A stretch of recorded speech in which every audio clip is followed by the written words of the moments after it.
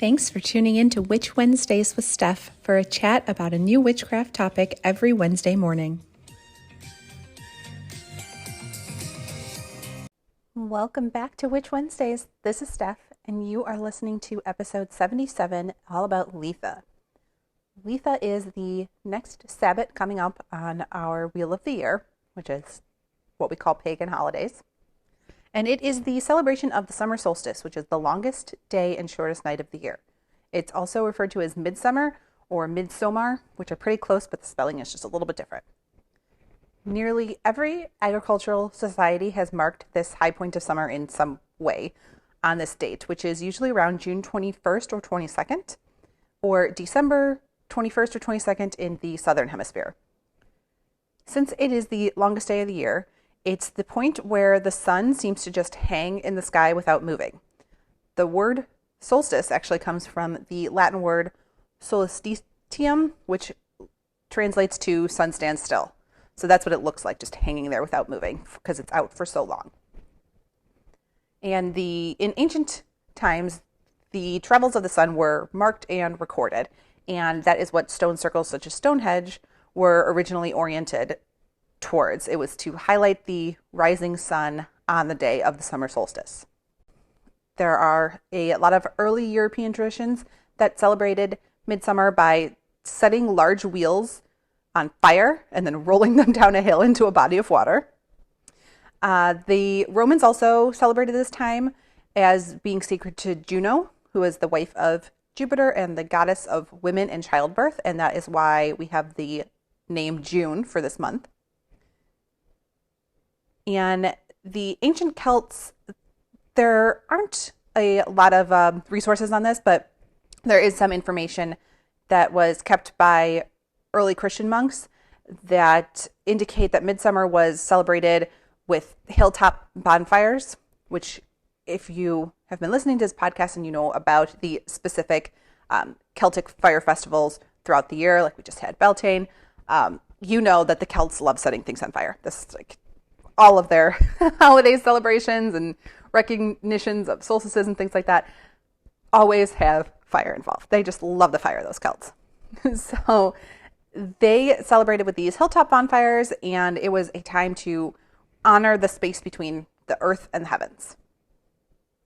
And midsummer is also called St. John's Eve, that as it was celebrated in Ireland. And again, huge bonfire. And particularly is associated with St. John's Eve.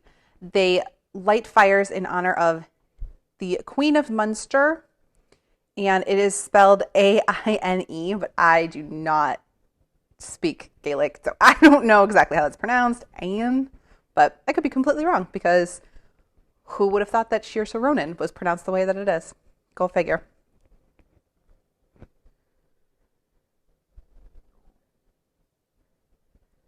So this was the Celtic equivalent of Aphrodite and Venus.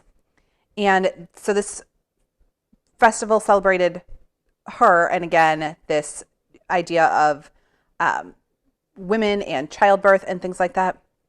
But of course, this original festival was then Christianized, like they all are, to be continued into modern day as a continuation and into this sort of St. John's Eve.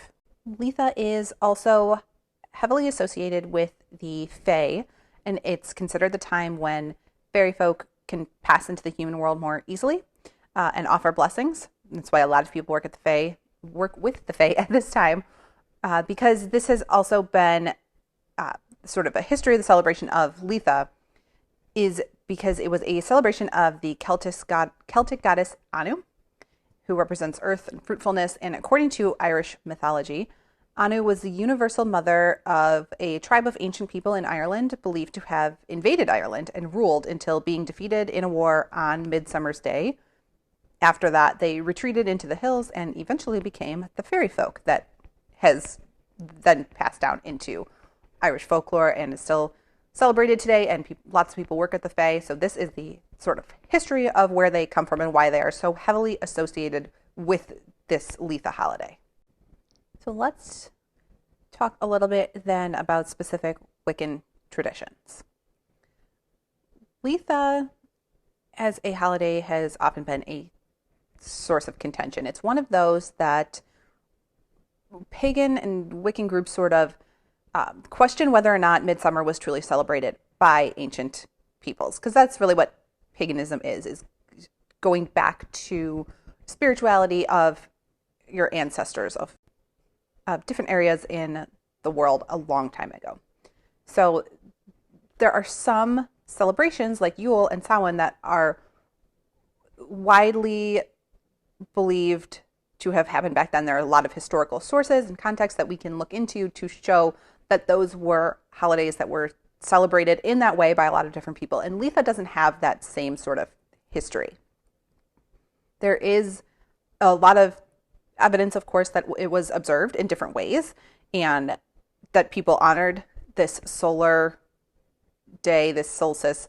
But there were suggestions made by Gerald Gardner, who is the founder of modern Wicca, that the solar festivals, which is the solstices and the equinoxes, were actually added later and imported from the Middle East, rather than the other four on the wheel of the year, the four Celtic fire festivals that literally come from Celtic tradition, all four of those. The other ones that celebrate the solstice and the equinoxes were imported from the Middle East. That's why Wicca is sort of a bigger combination. It's not just British tradition. It is sort of Celtic tradition, British tradition, and this sort of Kabbalistic mysticism from the Middle East.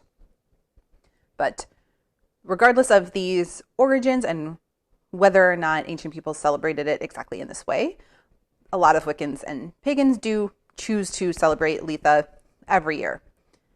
And, you know, we've always talked about the holidays and things that we love celebrating all of them. And I like to personally recognize the changes in the seasons, and it changes my spell work just because of, you know, like what's available and things around. So I do recognize these holidays. I don't always celebrate it as Litha, as this sort of Wiccan construct of it, but I do recognize that, you know, the sun's out longer today and it's a transition time into the next season. I do those things.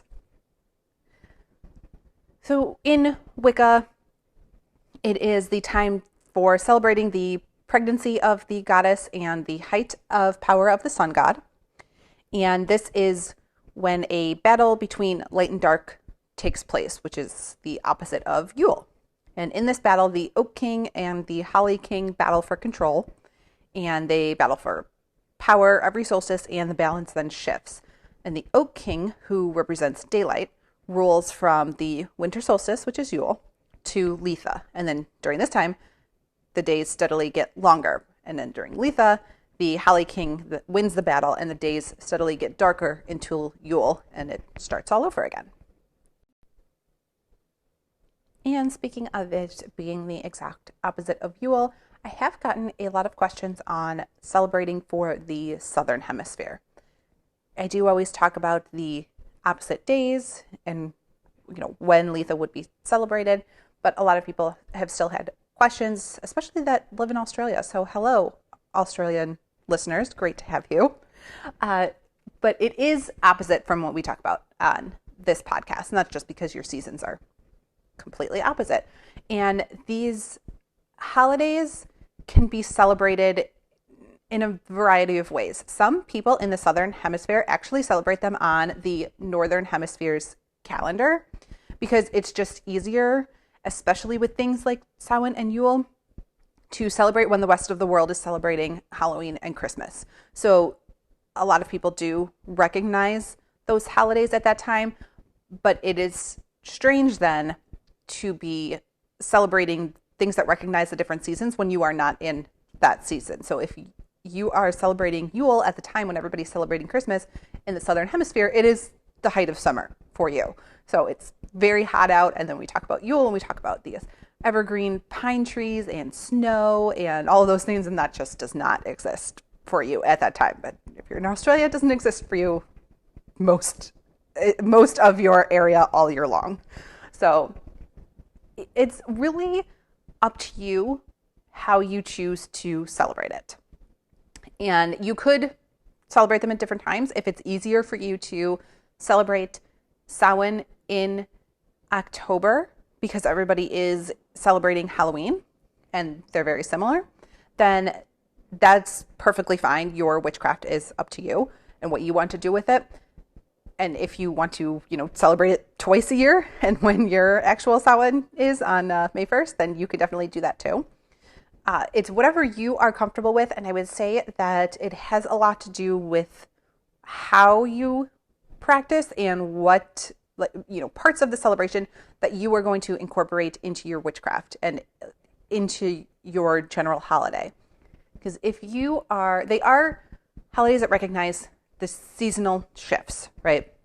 So a lot of witches will use kitchen magic, or you go out into the garden and get herbs and things and use things that are found in nature at that time. So if you are in the Southern Hemisphere and celebrating on the Northern Hemisphere dates, you might not be able to collect those things at that time. But for some witches, using what's around them and that sort of seasonal aspect to it is not really important to their practice. Not everyone is a garden witch or a kitchen witch or anything like that.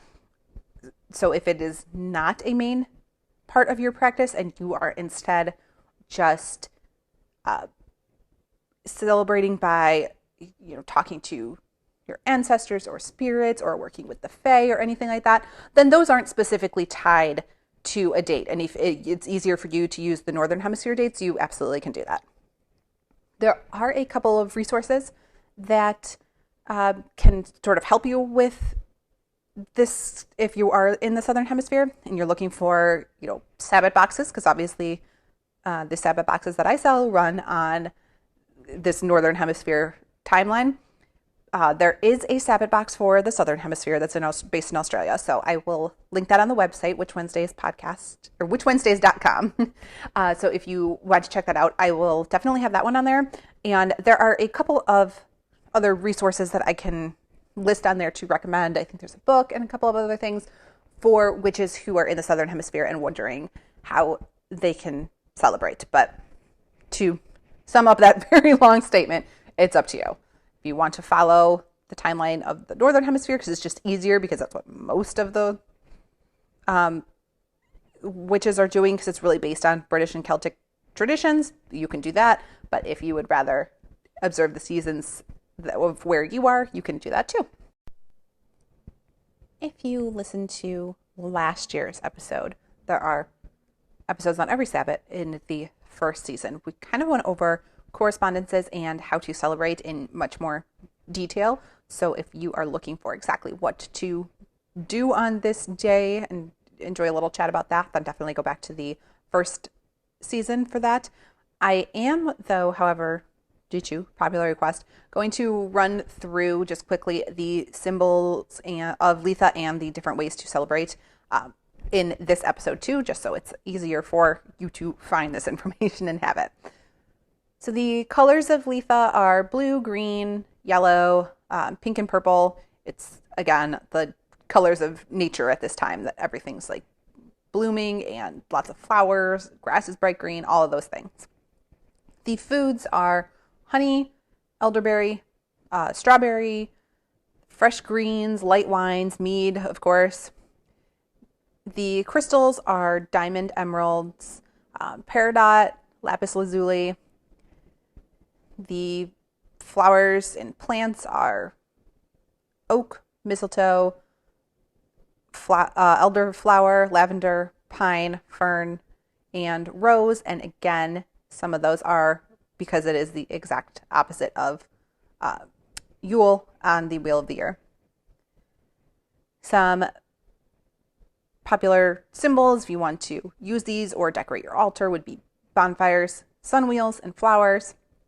And some popular deities to work with at this time are, of course, the traditional top gods in a bunch of different pantheons, like Zeus and Thor, the sun gods like Sol and Ra, Halley King, of course, in the Wiccan tradition, Aphrodite, Freya, Ishtar, Helios. There are a lot of sun gods, but also since in the Wiccan tradition, the goddess is pregnant at this time, a lot of female focused, like Juno, we talked about, all of those goddesses that celebrate women and childbirth and all of those things.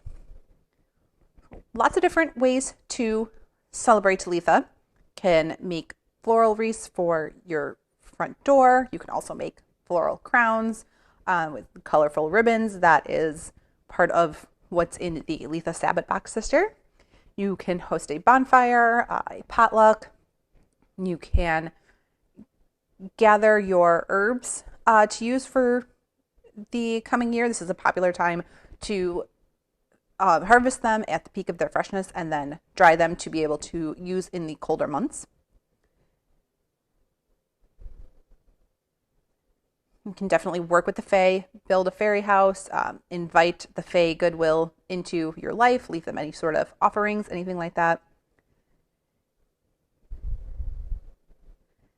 And in general, it is just a good time to set your sort of intentions that are related to power. So it is a very powerful energy day with the energy of the sun and summertime, and everything is growing and expanding. So this is sort of a time for powerful energy work. So expanding business goals, desires, anything related to bounty. This would be the ideal day for that. And a fun way that I know a lot of witches do celebrate or recognize this day is that because it is the longest day and shortest night of the year, that a lot of people will get up to watch the sunrise and then watch the sunset all on the same day. Need even more witchcraft? Subscribe to Patreon for exclusive bonus content 3 times a week and order Sabbath boxes and other supplies at witchwednesdays.com. Be sure to follow on Instagram at Witch Wednesdays Podcast.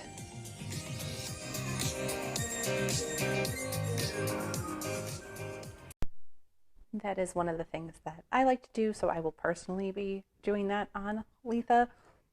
Otherwise, I'm not sure exactly how I am planning on celebrating yet, and what day that's going to fall on, because I do believe in sort of celebrating the season and the idea of the season, and I do want to do the sunrise and sunset on the actual day, but as far as what I do for the rest of my sort of Litha celebrating might be on a different day.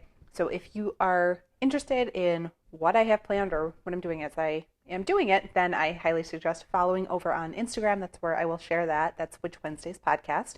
And if you have any other ideas or want to share recipes, get ideas of how to celebrate, anything like that, then definitely head over and join the Discord server. That is linked on Instagram, so you should be able to find that over there and get into the community that has a lot of other witches from all over the world that can talk about how they are celebrating and give you any additional ideas. That is all I have for you this week on Litha. If you have any more questions, definitely let me know. Send me an email or drop me a comment on Instagram or the website. And I will see you next week to chat about the fire element.